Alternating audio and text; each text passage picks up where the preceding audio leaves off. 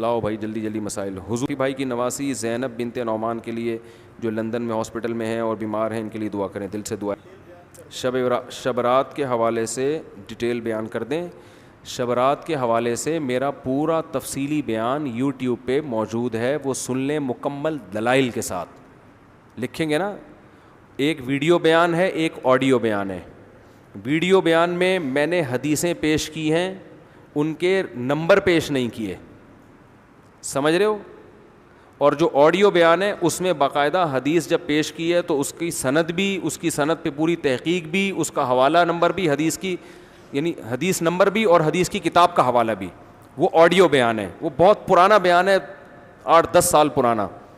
تو آڈیو بیان بھی شب برات پر موجود ہے اور اس میں ڈیٹیل ہے ایک ایک حدیث کی سند, کہ اس کی سند کی حیثیت کیا. میں بھی اس کا خلاصہ بتا دیتا ہوں جب آپ نے سوال پوچھا ہے. اور پورا مدلل بیان ہے, خاندانی. اور ویڈیو بیان اس میں اس کا تفصیلی خلاصہ ہے. تو اب میں اس ٹاپک کو مزید چھیڑوں گا تو بار بار ایک ہی بات کو, تو اب اس کے خلاصے کا خلاصہ بتا دیتا ہوں. یہ شوربے کا شوربہ کھلایا تھا نا اس نے, تو خلاصے کا بولو خلاصہ. تو خلاصے کا خلاصہ یہ ہے کہ اس رات چند باتیں کہی جاتی ہیں. نمبر 1, اس رات میں قرآن نازل ہوا. نمبر 2, یہ نمبر آپ نے یاد. نمبر 2, اس رات قبرستان جانا چاہیے. نمبر 3, اس رات تقدیر کے فیصلے بولو ہوتے ہیں, پورے سال کا لکھا جاتا ہے. نمبر 4, اس رات کو نہانا دھونا چاہیے, غسل کرنا چاہیے. نمبر 5, وہ تو آخر میں بتاؤں گا. نمبر 5, حلوے مانڈے, حلوہ ولوا. نمبر 6, پٹاخے. نمبر 7, عبادت. یہ 7 چیزوں کے علاوہ بھی ہے کچھ نہیں ہے نا؟ 7 چیزوں, بھئی یہی 7 چیزیں ہیں. ہاں, نمبر 7, 15 شعبان کا روزہ رکھنا. اور کوئی چیز نہیں, وہ تو قبرستان جانے میں آ گیا نا. یہی چیزیں. تو اب ہم نمبر وار چلتے ہیں. پہلی بات تو یہ کہ اس رات قرآن نازل ہوا, یہ بھی کسی مضبوط دلیل سے ثابت نہیں ہے. صاف طور پہ قرآن میں ہے, انا انزلناہ فی لیلۃ القدر, ہم نے قرآن کو لیلۃ القدر میں نازل کیا. اور دوسری طرف قرآن میں آتا ہے شہر رمضان الذی انزل فیہ القرآن, رمضان وہ مہینہ ہے جس میں قرآن نازل ہوتا ہے. اور ہمیں حدیث سے بھی پتہ چلتا ہے کہ لیلۃ القدر کہاں ہوتی ہے, رمضان. تو پتہ چلا یہ کہاں نازل ہوا ہے, رمضان میں. بعض علماء نے کہا کہ وہ جو قرآن کی آیت ہے کہ انا انزلناہ فی لیلۃ مبارکۃ, ہم نے اس کو برکت والی رات میں نازل کیا ہے, تو اس سے مراد 15 شعبان ہے. کسی صحیح حدیث میں ایسا کوئی تذکرہ نہیں ملتا. تو اس سے مراد بھی کیا ہے, لیلۃ القدر. کیونکہ یہ جو تعویل کی جاتی ہے نا کہ آسمان دنیا تک لیلۃ القدر میں آ گیا اور پھر شب برات میں نیچے آنا شروع ہوا, یہ جب کوئی اس کے مقابلے میں مضبوط دلیل ہی نہیں ہے تو ایسی تعویل کرنے کی ضرورت کیا ہے آپ کو, سمجھ رہے ہو نا. تو قرآن صاف کہہ رہا ہے, کیونکہ جہاں آتا ہے نا مبارک رات میں نازل کیا, اس میں آگے آتا ہے فیہا یفرق کل امر حکیم, اس میں بڑے بڑے فیصلے ہوتے ہیں. اور ادھر سورہ قدر میں آ رہا ہے کہ ہم نے لیلۃ القدر میں نازل کیا اور اس میں فیصلے ہوتے ہیں. تو پتہ چلا یہ ایک ہی رات میں نازل بھی ہوا, فیصلے بھی اسی میں, اور وہ دونوں لیلۃ القدر ہیں, وہ دونوں 15 شعبان نہیں ہیں. تو بہت مضبوط دلیل ہے یہ. تو کسی مضبوط دلیل سے نہیں پتہ چلتا کہ 15ویں شعبان میں قرآن نازل ہوا. دوسرا مسئلہ تقدیر کے فیصلے, تو وہ بھی اسی سے حل ہو گیا. قرآن کہہ رہا ہے جس رات میں قرآن نازل ہوا اسی میں جبریل آتے ہیں, من کل امرن, تمام کی قسم کے فیصلے. اصل میں تو ازل سے فیصلے ہو چکے ہیں, وہ تو ہو چکے ہیں, لیکن فرشتوں کو کام سونپ دیا جاتا ہے نا کہ ایک سال میں کیا کرنا ہے, تو وہ ہو چکے ہیں. یہ کہتے ہیں نا کہ اصل فیصلہ تو ہو گیا, اس پر عمل درآمد سے آپ اس کو تعبیر کر دیں. تو ابھی چونکہ یہ ٹاپک نہیں ہے تو میں صرف ٹو دا پوائنٹ بات کر رہا ہوں کہ وہ جو فیصلے کی رات ہے وہ بھی کون سی ہے, لیلۃ القدر ہے. تیسری بات کیا تھی, قبرستان جانا. تو قبرستان جانے کی جو حدیث پیش کی جاتی ہے کہ نبی صلی اللہ علیہ وسلم رات کو آہستہ سے 15 شعبان کی رات کو اٹھے, اور امی عائشہ بھی آپ کے پیچھے چلی گئیں, آپ نے جنت البقیع کے مردوں کے لیے مغفرت کی دعا کی اور آپ صلی اللہ علیہ وسلم واپس تشریف لے آئے. تو اس سے پتہ چلتا ہے کہ 15 شعبان کو کہاں جانا چاہیے, قبرستان جا کے مردوں کی مغفرت کی دعا کرنی چاہیے. اس پہ چند اشکالات ہیں. نمبر 1, یہ حدیث صحیح نہیں ہے. اور اس کی دلیل کیا ہے صحیح نہ ہونے کی؟ وہ میرا آڈیو بیان میں پوری سند اور اس کی راویوں کی پوری تحقیق میں نے پیش کی ہے. یہ حدیث صحیح نہیں ہے. لوگ کہتے ہیں فضائل میں ضعیف حدیث چلتی ہے. یہ فضیلت نہیں ہے, یہ مسئلہ ہے, یہ مسائل ہیں. فضائل کا مطلب ہوتا ہے ایک عمل حدیث سے ثابت ہے, اس کی فضیلت میں ضعیف حدیث پیش کرنے کی اجازت ہے. لیکن عمل ہی کو ثابت کرنا, تو یہ تو ایک پراپر عمل ہے نا, کہ اس رات کو اٹھ کے قبرستان جانا عمل ہے نا. تو پہلے عمل کسی صحیح حدیث سے تو ثابت ہو نا, پھر اس کی فضیلت میں ہم 2-4 ضعیف بھی لگا دیں تو عمل ہی ثابت نہیں ہو رہا. تو پہلی بات یہ کیا ہے, یہ حدیث کیا ہے؟ ضعیف. دوسری بات, فرض کر لو یہ حدیث صحیح ہے, تو سوال پیدا ہوتا ہے اگر یہ عمل باقاعدہ سنت ہوتا تو صحابہ میں کسی نے تو یہ کام کیا ہوتا, کیونکہ صحابہ تو سنت پہ بہت حریص تھے. مشرکین مکہ یہ کہا کرتے تھے لو کان خیرا ما سبقونا الیہ, اگر یہ اسلام خیر کی چیز ہوتی تو صحابہ ہم پہ سبقت نہیں کرتے, خیر میں تو ہم آگے بڑھتے ہیں. جبکہ ہمارا نظریہ ہے کہ اسلام خیر کی چیز تھی تبھی صحابہ اس میں انہوں نے پہل کیا. تو ہم کہتے ہیں اگر اس رات کو قبرستان جانا سنت ہوتا تو ابو بکر جاتے, عمر جاتے, عثمان جاتے, علی جاتے, کوئی صحابی تو جاتا. ایک بھی روایت نہیں ہے کہ کوئی صحابی 15 شعبان کو, میرے علم میں نہیں ہے, کوئی ہے تو ریفرنس دے دے تو میں بتا دوں گا بھائی ہے, بھائی نکل آئی, مجھے ابھی تک نہیں ملی کہ اس رات کو صحابہ کہاں گئے ہوں, قبرستان گئے ہوں. تو اگر اس حدیث کو فرض کر لیا جائے کہ یہ صحیح ہے تو پھر یہ نبی کی خصوصیت ہے, یہ پراپر سنت نہیں ہے. جیسے کہ حدیث میں آتا ہے آپ نے 2 قبروں پہ ہری شاخ گاڑ دی اور فرمایا کہ جب تک یہ شاخ ہری ہے ان کو عذاب میں تخفیف ہو جائے گی. لیکن کسی صحابی نے قبروں پہ شاخیں نہیں گاڑی, تو پتہ چلا یہ نبی کیا کی خاصیت تھی کہ اللہ نے آپ کو رحمت للعالمین بنایا, تو اللہ نے آپ کی برکت سے آپ کو بذریعہ وہی بتا دیا کہ یہ شاخیں گاڑ دیں گے تو ان میں عذاب میں کمی ہو جائے گی. لیکن یہ سنت نہیں ہے, تبھی ہم نہیں دیکھتے کسی امام نے, کسی مجتہد نے فتویٰ دیا ہو کہ جا کے شاخیں گاڑو, صحابہ نے نہیں کیا. تو ہم اگر اس عمل کو سنت مان بھی لیتے ہیں تو صحابہ نے, پھر یہ نبی کی صحیح حدیث مان بھی لیتے ہیں تو یہ نبی کی خاصیت ہے, امت اس میں آپ کو فالو نہیں کرے گی. تیسری بات, فرض کر لو کہ یہ نبی کی یہ حدیث بھی صحیح ہے, یہ بھی فرض کر لو, حالانکہ غلط چیزیں فرض کر رہے ہیں آپ, لیکن فرض کر لو, فرض کرنے پر گورنمنٹ کی طرف سے کوئی پابندی نہیں ہے. اور یہ بھی فرض کر لو کہ نبی نے جو کیا ہے تو اب صحابہ بے شک نہ بھی کریں پھر بھی یہ سنت ہے. تو پھر سنت جن کیفیات کے ساتھ ہیں انہی کیفیات کے ساتھ سنت ہے نا, کیا خیال ہے؟ پہلی بات, نبی زندگی میں ایک دفعہ گئے ہیں, آپ ہر سال جاتے ہو, تو آپ کو زندگی میں کتنی دفعہ جانا چاہیے؟ ایک دفعہ جانا چاہیے, ہر سال نہیں. تو 15 شعبان آپ کی زندگی میں 50 دفعہ آیا تو بس ایک دفعہ چلے جائیں آپ, کیونکہ نبی کی زندگی میں بھی کئی بار آیا مگر آپ گئے, 23 سال آیا نبوت کے بعد مگر آپ گئے ایک بار, تو ایک بار چلے جاؤ آپ. لیکن آپ اتنے ڈھیٹ ہیں, آپ کہہ رہے ہیں نہیں نبی ایک بار گئے مگر میں کتنی بار جاؤں گا؟ بار بار جاؤں گا. تو چلو آپ بار بار چلے جاؤ, ہم مان لیتے ہیں آپ کی دلیل. تو پھر جن کیفیات کے ساتھ گئے ہیں ان کیفیات کے ساتھ جاؤ. وہ کیفیت کیا تھی؟ چپکے سے رات کو کسی کو اٹھائے بغیر نکلے, کہ پتہ پہ امی عائشہ کی بھی آنکھ کھل گئی تھی تو پتہ چل گیا, ورنہ آپ ان سے بھی چھپا رہے تھے. اور چلے گئے اندھیرے میں جب کوئی بھی نہیں ہے, چپکے سے دعا کر کے واپس آ گئے. تو آپ کو بھی چاہیے جب سناٹے دار قبرستان میں خاموشی ہو, کتے بھونک رہے ہوں, ستارے چمک رہے ہوں, آپ اپنی وائف کو بھی نہ بتائیں اور چپکے سے آپ کسی کو بتائے بغیر اندھیرے قبرستان میں جہاں کوئی لائٹ نہیں, کوئی وہ پھر وہ عجیب سی چیز ہو جائے گی, پھر وہ کوئی چیز نہیں ہے وہاں پہ آپ گئے اور وہاں سے آپ دعا کر کے جب واپس آنے لگے تو کل آپ کے لیے دعائیں ہو رہی ہیں. اتنا خوف ہو کا عالم وہاں پہ, آپ ڈر خوف سے آپ کا, کیونکہ اکثر لوگوں کے ساتھ یہ اتنا جگرا بہت کم لوگوں کا ہے کہ اندھیرے میں قبرستان میں جائیں اکیلے. اور اس زمانے کے قبرستان میں تو لائٹنگ کا تصور ہی نہیں تھا, بالکل دور دراز ہوتے تھے واقعی قبرستان.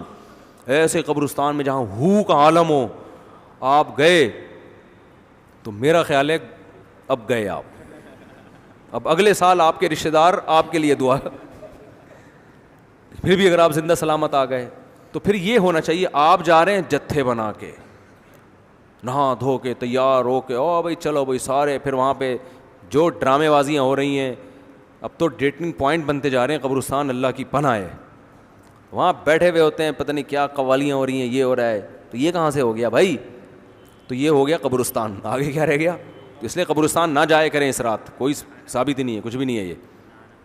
تیسری چیز ہو گئی, 2 ہو گئی, 3 نمبر بتا. نہانا, نہانے پہ بھی کوئی حدیث موجود نہیں ہے. اور ویسے بھی نہانا دھونا تہواروں میں ہوتا ہے, عبادت کی راتوں میں. کوئی اس لیے نہا لے کہ میں صاف ستھرا ہو کے عبادت کروں گا, تو وہ تو اس رات کی خاصیت نہیں ہے نا. وہ تو کبھی بھی تہجد پڑھنا ہو نہا کے پڑھ لو, آپ لیلۃ القدر میں نہا لو. لیکن اسپیشل اس رات کی وجہ سے نہانا, تو یہ ہوتا ہے تہواروں میں. اور تہوار اسلام میں دن کی روشنی میں ہوتے ہیں, رات کی روشنی میں.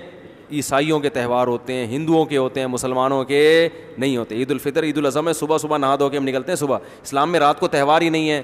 کیوں نہیں ہے؟ رات کو توجہ گناہوں کی طرف جاتی ہے, شراب کباب کی طرف جاتی ہے. اس لیے اسلام اور تہواروں کو سیلیبریٹ کیا جاتا ہے نا, تہواروں کو میں خوشی منائی جاتی ہے. تو اسلام نے خوشی منانے کے لیے دن کا ٹائم دے دیا. اس میں پھر شراب کباب کی طرف توجہ نہیں جاتی, اور بتیاں جلا ہی نہیں سکتے آپ اس میں, ٹھیک ہے نا. دن میں آپ بتی جلاؤ گے نظر ہی نہیں آئے گی نا. تو تہوار دن میں رکھے ہیں, رات میں رکھے ہی نہیں اسلام نے. تو بتی کا خرچہ بھی بچے گا آپ کا, ٹھیک ہے نا. تبھی ہم کہتے ہیں جو 12 ربیع الاول رات کو بتیاں لگائی جا رہی ہیں, اور اس کو عید بھی کہا جا رہا ہے, تو عید رات کو نہیں ہوتی, عید کب ہوتی ہے؟ دن میں ہوتی ہے. اور دن میں بتی نظر ہی نہیں آئے گی. تبھی عید الفطر, عید الاضحیٰ میں بتیاں جلاتے ہی نہیں ہیں لوگ. تو اس لیے اسلام میں یہ والا سیٹ اپ ہی ایسا رکھ دیا کہ بتی کا پہلے ہی لوڈ شیڈنگ سے مر رہے ہیں, ٹھیک ہے نا. ایسا سیٹ اپ بنا دیا اسلام نے. شراب کباب کی طرف توجہ نہیں جاتی. اسلام انسان تمیز سے نہا دھو کے مسجد میں نماز پڑھے گا, آئے گا, جلیبیاں کھائے گا, چلو بھائی بس یہ ہو جاتا ہے. تو تہوار دن میں ہوتے ہیں, رات میں نہیں ہوتے. اس لیے اس رات میں نہانا دھونا بھی کہیں ثابت نہیں ہے. اور حلوے مانڈے بھی خوشی کی رات کہا جاتا ہے. تو خوشی کی رات, ایک تو حلوہ ثابت نہیں ہے, دوسرا یہ خوشی کی رات ہے نہیں. اگر اس کو بہت زیادہ فرض کیا جائے گا تو عبادت کی رات کہا جائے گا. وہ حلوہ کھا کے ویسے بھی عبادت نہیں ہو سکتی. حلوہ کھاؤ گے تو ٹن ہو جاؤ گے آپ, ٹھیک ہے نا. دماغ پہ میٹھا, جب بھی میں تو میٹھا کھاتا ہی نہیں ہوں. میں جب بھی دعوت میں جاتا ہوں لوگ مجھے میٹھا پیش کرتے ہیں, میٹھا شربت پیش کرتے ہیں, کھائیں نا. میں کہتا ہوں نہیں, کہتے ہیں کیا شوگر ہے؟ میں کہتا ہوں الحمدللہ شوگر نہیں. پھر کیوں نہیں کھا رہے بھائی؟ میٹھا کھاؤں گا ٹن ہو جاؤں گا میں. کیا فائدہ اپنے آپ کو, جب جو باڈی کو ضرورت تھی وہ ہمیں مل گیا ہے. اب یہ کھائیں گے تو باڈی کو کوئی فائدہ بھی نہیں ہے, اور خام خواہ کی ذہن کی فریشنس کی ایسی کی تیسی. ایک شربت کا گلاس آپ پی لو, آپ کو تھوڑی دیر میں سستی محسوس ہوتی ہے. تو 2 سیکنڈ کے 5 سیکنڈ کی لذت کے لیے میں 3 گھنٹے کی ٹینشن کیوں اٹھاؤں؟ ابھی میں ہنستا بولتا, دماغ میرا فریش ہے نا, آپ کے سامنے بیٹھا ہوا ہوں, فٹ فاٹ دماغ الحمدللہ چل رہا ہے, اور میں شربت پی کے آتا نا تو تھوڑا سا ہوتا, تو وہ 2 منٹ کی لذت تھی. اور پھر یا تو سونا ہو نا, آدمی نے کھائے سو جائے تو پھر تو ٹھیک ہے, لیکن وہ الگ اس کا نقصان ہے کھاتے ہی سو جانے کا. تو یہ عبادت کی رات بھی ہے اور حلوے مانڈے بھی, تو یہ کھوپڑی میں آنے والی بات نہیں ہے, عقل کے بھی خلاف ہے. اور تہوار وہ دن میں ہوتے, رات میں نہیں ہوتے, اس کے بھی خلاف ہے کہ حلوے تو تہوار ہو گیا نا آپ نے. اور کیا رہ گیا؟ یہ شب برات کے فضائل پر بیان ہو رہے ہیں. ایک صاحب نے مجھے کہا فضائل پر بیان کرے. میں نے کیا کہتے ہیں یہ کیا ہو رہا ہے, یہ فضائل ہو رہے ہیں, کیا ہو رہا ہے بھائی؟ تو میں نے کہا جتنی فضیلت ہے بس اتنی ہی رکھیں گے ہم. آگے چلو. روزہ بھی کسی صحیح حدیث سے ثابت بولو بھائی نہیں ہے. اور عمل کو ثابت کرنے کے لیے حدیث کا صحیح ہونا ضروری ہے. لوگ کہتے ہیں فضائل میں ضعیف حدیث چلتی ہے. پہلے یہ فضیلت نہیں ہے, مسائل ہو رہے ہیں.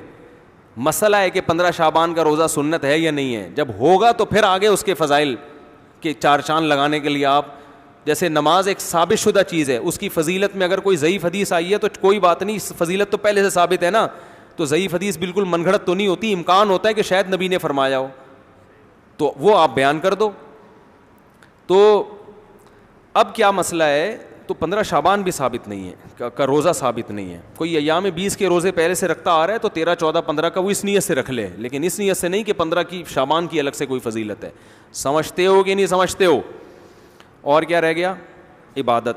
تو عبادت کے بارے میں احادیث جتنی بھی ہیں, میں نے آڈیو بیان میں سب کی سندیں پڑھ کر محدثین کا پورا ایک ایک راوی پر بحث کی ہے, وہ آپ سن سکتے ہیں. کوئی ایک حدیث بھی اس بارے میں صحیح موجود بولو نہیں ہے.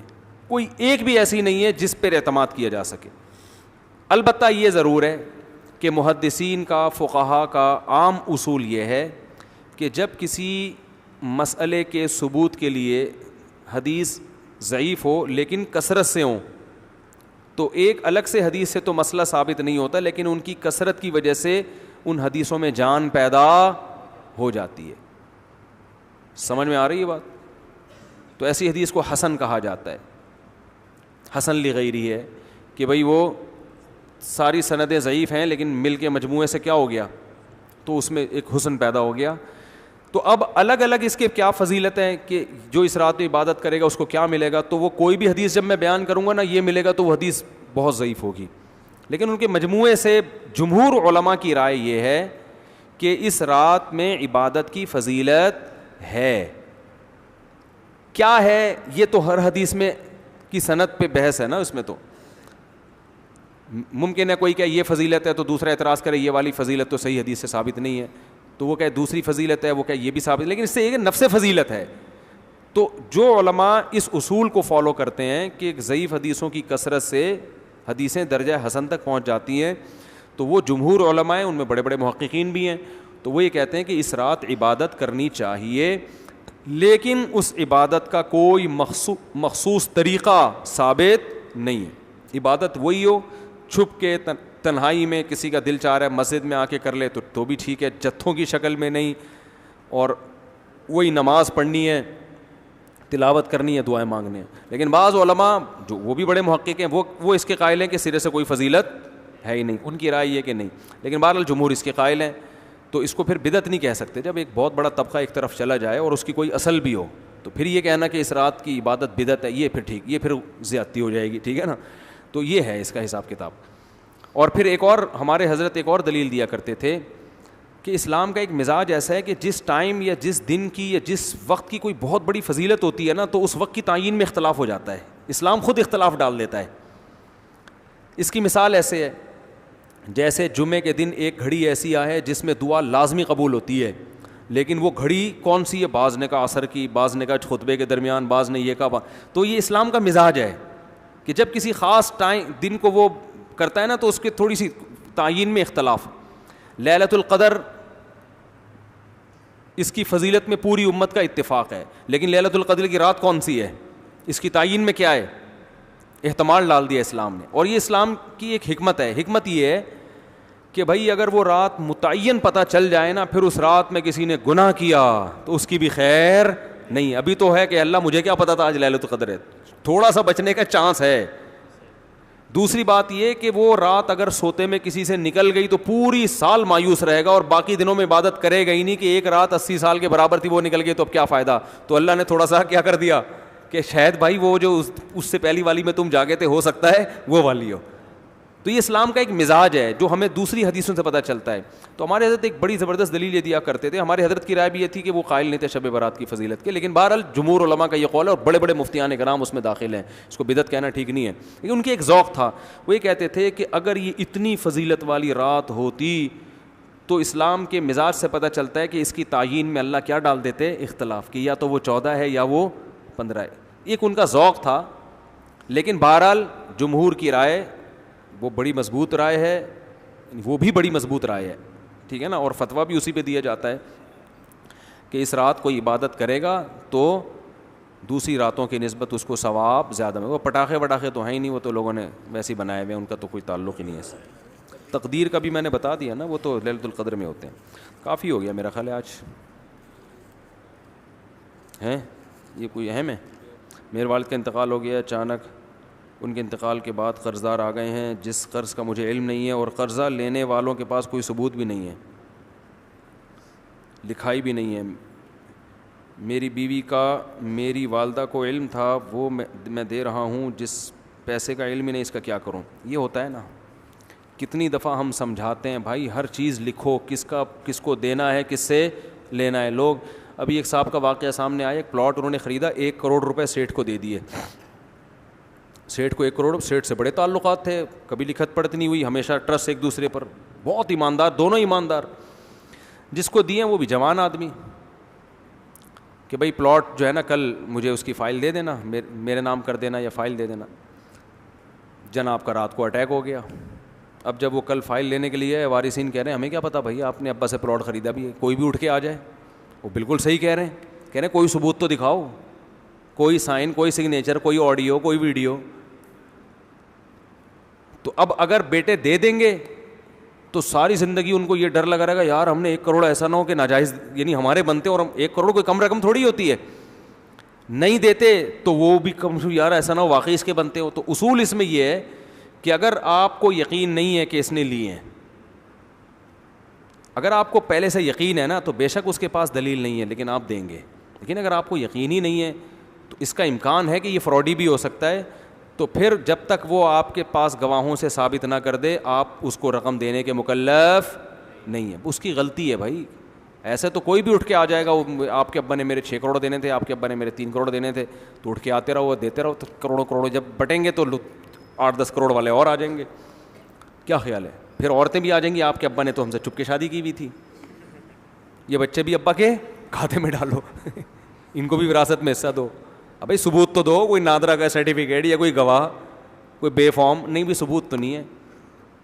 پھر ان کو دھمکیاں دے. اگر ایسا ہوا تو ہم اس ظاہر کے مکلف ہیں, مدعی کے ذمے دلیل نہیں ہے اور آپ کو پتہ بھی نہیں ہے, تو ایسے موقع پہ اسلام کا حکم یہ, نبی کی تعلیم یہ ہے کہ جو دعویٰ کرے گا وہ دلیل پیش کرے گا, اس کے پاس دلیل نہیں ہے تو سامنے والا قسم اٹھا لے کہ بھائی میرے علم میں ایسا کوئی واقعہ نہیں ہے, وہ قسم اٹھا لے, تو پھر اس کے حق میں فیصلہ کر دیا جائے گا. تو یہاں بھی یہی ہے کہ بھائی جو لوگ آ رہے ہیں آپ ان سے ثبوت مانگیں, ثبوت نہیں ہے تو آپ بولیں پتلی گلی سے نکلو, چاہیے نا. تو اور یہ آئندہ خود اس کا خیال کیا کریں, کروڑوں روپے کوئی بھی ہے اس کو لکھوائیں. وجہ کیا ہے؟ مر سکتا ہے, کسی بھی ٹائم پہ مر سکتا ہے. میں نے ایک آدمی کو چند دن پہلے کچھ امانت رکھوائی کسی کی, لوگ مجھے امانت دیتے ہیں نا, تو میں نے کسی اور کے پاس رکھوائی. تو میں نے اس کو جب امانت رکھوائی تو میں نے کہا بھائی اگر میں مر گیا نا تو فلاں کو دے دینا. یہ پرسوں کی بات ہے. میں نے کہا اگر میں مر گیا تو کہا آپ کیوں مر رہے ہیں؟ میں نے کہا بھائی کوئی پتہ نہیں ہے, کوئی بھی کسی بھی ٹائم پہ مر سکتا ہے, تو آپ مجھے تلاش کریں گے, میں ملوں گا نہیں تو آپ کنفیوز ہوں گے کس کو دوں, پتہ چلا غلط ہاتھوں میں چلا گیا, وہ بھاگ گیا. تو میں نے اس کو دے دینا, وہ ایماندار آدمی ہے, وہ وہاں تک اس کو میں نے بتایا ہوا ہے. تو میں نکل گیا. اب میں حالانکہ اس پہ کتنے بیانات کرتا ہوں, لیکن میری بھی دماغ سے یہ بات اوجھل ہو گئی کہ یہ مر گیا تو کیا ہوگا. جی مجھے میں اپنے ہی مرنے کا سوچ رہا ہوں. میں جب جانے لگا, اس نے کہا, وہ نیک آدمی تھے, انہوں نے مجھے بلایا, مفتی صاحب اگر میں مر گیا. میں نے کہا ابے یار یہ تو پتہ ہی نہیں تھا, تو مر گیا. میں نے کہا میں تو آؤں گا, وہ بولیں گے مفتی صاحب خیریت کس سلسلے میں آنا ہو. میں کہوں گا بھائی وہ اتنے کروڑ یا اتنے لاکھ یا اتنے ہزار. میں کہا یار مفتی صاحب پتہ نہیں, اب یار اب آپ کی پگڑی تو بہت اچھی باندھی ہوئی ہے, پتہ نہیں سچ کہہ رہے ہو, ایسا تو نہیں پھنس گئے اتنی شادیاں کر کے اب یہ طریقہ کمائے. تو وہ شکر ہے نیک آدمی تھے نا, ورنہ وہ کہتے ہیں بھائی یہ مر گیا تو ٹھیک ہے, لیکن اگر میں مر گیا تو بچے کھا جائیں گے. تو میں نے کہا ماشاء اللہ بڑی اچھی سوچ ہے آپ کی, ہم تو اپنے ہی مرنے کا ہی سوچ رہے ہیں, آپ کا تو ہم نے سوچا ہی نہیں. تو پھر انہوں نے بتایا کہ میں مر گیا تو فلاں سے لے لینا, ٹھیک ہے نا. تو اب یہ کہ دونوں مر گئے تو اب اتنا نہیں ہو رہا بھائی, وہ تو پھر پوری دنیا وہ قیامت ہی آ جائے, ہو سکتا ہے. تو بظاہر یہی ہے کہ ایک کے مرنے کا تو امکان ہوتا ہے, دونوں اکثر ساتھ رہتے ہوں تو بم دھماکے میں مر سکتے ہیں, ساتھ رہتے بھی نہ ہوں تو پھر زیادہ ہو جائے گی نا, پھر احتیاط کی تو کوئی انتہا ہے ہی نہیں. اور زیادہ بڑی رقم ہو تو 2 کو بنا دو نا, یہ بھی ہے وہ بھی ہے, اور وہ ایسے ہوں کہ دونوں کے بظاہر ایک ساتھ مرنے جینے کی قسم نہ کھائی ہو انہوں نے, تو یہ اور بڑی رقم میں اور زیادہ احتیاط کر لے انسان. تو یہ ہونا چاہیے بھائی, ورنہ یہ بڑے جھگڑے ہوتے ہیں, ایک چیز کا حساب لکھو. میں مر گیا تو مرنے کے لیے تیار ہی نہیں ہے. چلو میری تو یہ سوچتی میں مر گیا, لیکن لوگوں کی یہ نہیں ہوتی. لوگ کہتے ہیں میں تو مروں گا نہیں, تو مر گیا تو کیا ہوگا, تو بتا تیرے بچے دے دیں گے مجھے. تو اپنے بارے میں تو کھوپڑی میں سوچنے کے لیے تیار نہیں ہے. اللہ تعالیٰ سمجھنے کی عمل کی توفیق عطا فرمائے. میری اسپیڈ آج چونکہ بہت تیز ہے, مجھے کہیں جانا ہے, تو برائے مہربانی مجھ سے آج مسافہ نہ فرمائیں اور مجھے آج نکلنے دیں, میں لیٹ ہو جاؤں گا.